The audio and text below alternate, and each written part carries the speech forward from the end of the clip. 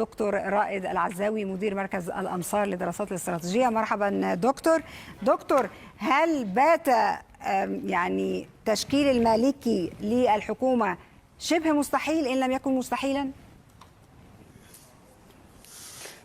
تحية تليق بمقامك الكريم سيدة رشا، السيدات الفضلات، السادة الأفاضل مشاهديكم. الحقيقة يعني المقدمة صعبة، يعني مقدمة فيها تساؤلات كثيرة والإجابات عنها ملغمة، يعني أسئلة ملغمة، فبالتالي خلينا نفكك الأسئلة سؤال. نعم هناك صعوبة، نعم هناك صعوبة بلا أدنى شك. لا يمكن، لم نجد رئيس وزراء يمكن أنه نجح بسهولة في تشكيل حكومة في العراق منذ عام 2005 وحتى يومنا هذا. حتى اللي كان عنده أغلبية كبرى حتى داخل الإطار التنسيقي اللي هو يعني جرى العرف عنه أنه تختار الكتلة الشيعية رئيس الوزراء من حاضنتها. لكن الحقيقة حتى نكون أيضا منصفين، خطابات السيد المالكي بالفترة الأخيرة فيها أهمية، يعني يجب أن نقف أمامها. أولا صحيح أن هناك معارضة حتى داخل، يعني ليست فقط في الإطار التنسيقي، معارضة سنية خلينا نقول طبيعيين من تقدم.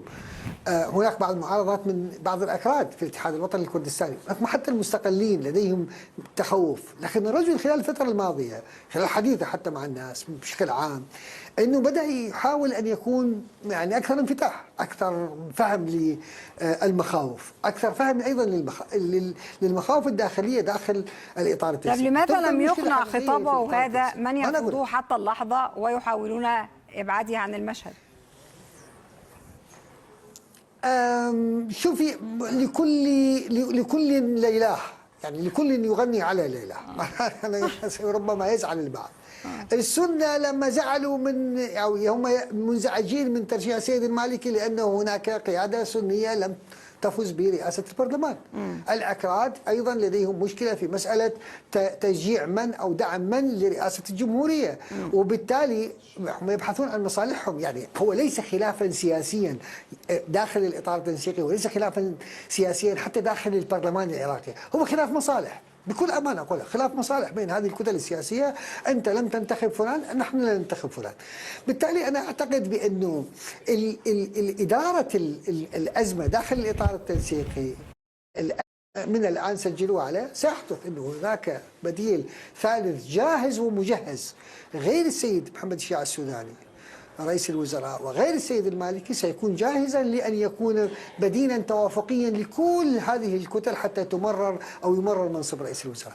هناك سؤال مهم جدا أنت طرحتيه، أنا أقول لك أنه جزء من تأثير المفاوضات الأمريكية الإيرانية الآن، صحيح الحديث عن الأسلحة البالستية، يعني البرنامج النووي، الأذرع، ما إلى ذلك، لكن يبقى العراق في الغرف المغلقة. الحديث عن العراق وعن نفوذ الولايات المتحدة الأمريكية وإيران كلاهما على قدم المساواة في العراق سيكون حديثا خاصا بين الأمريكيين، بين المفاوضين الأمريكيين وبين المفاوضين الإيرانيين، لأنه العراق هو النقطة الأساسية أو المحور الأساسي الذي يتكئ عليه أو يتفق عليه كلا الطرفين.